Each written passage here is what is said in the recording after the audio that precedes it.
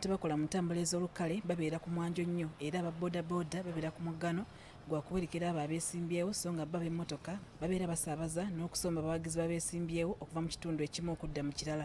Mu kiseera kino ng'eggwanga lyolekera vaawo mpitewo 2021 abakola mu ntambula ez'olukale okuli aba bodaboda ne takisi batandise dda okuteetera ne bannabyabufuzi era bangi balabiddwako nga bavuddeyo mu lwatu nga bawaga nga bagenda okuwagira Pulezidenti Museveni mu kalulu kano akabindabinda.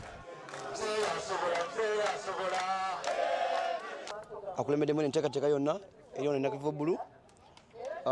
Twali tulonkinga abakulira baffe mu disitulikiti y'e Kampala tulabe nga tunoonya akalulu ka Pulezidenti Museveni tumale okanoonya tukalonde tumale okalonda ate tukakuume.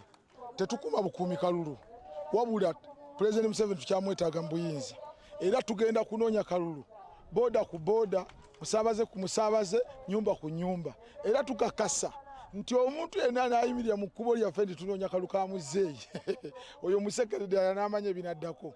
Kati ffe tugamba bwe tuti tusimbudde tutandise omuntu yenna akakamutanda anaagwa mu kkubo lya Pulezidenti Museveni tujja mukoona bukunji kwati tuli muzannyo kati kwata obuyinza obunyweze obulemere kati ayingira mu kkubo lya Museveni tumutomera butomezi. Olwaleero abakugu mu ntambula ey'olukale okuli Muhammad Sempijja ssentebe Namayiba Tax Park ne Mustafa Mayambala basabye abantu abali mu mulimu guno okwewala eby'obufuzi ebyawulayawula mu bantu kubanga omulimu gwabwe gusaabaza abantu abalina endowooza zonna. Ffe kye tukola ekikulu ku musaabaze kubeera kumunaaza mu ngalo nakakasa oba ayambadde masiki n'omukebera temperature.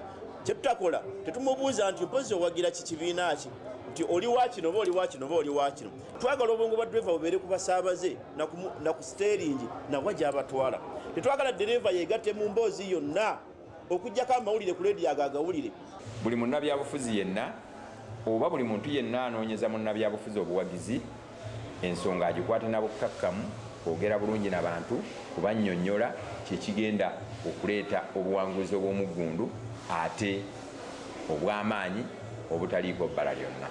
Ebyo ngo bitadde ku bbali ssentebe w'ekibiina kitaba abavuzi ba bodaboda Kikamengo Boda Cooperative Society Ronald Kisekka asabye aba bodaboda okwewala okutwalirizibwa bannabyabufuzi wabula beegatte mu bibiina ebitereka ensimbi kibayambeko okwekulaakulanya. Bwe twagenda okwekolamu omulimu ne tulaba nga bodaboda tuyisibwamu nnyo amaaso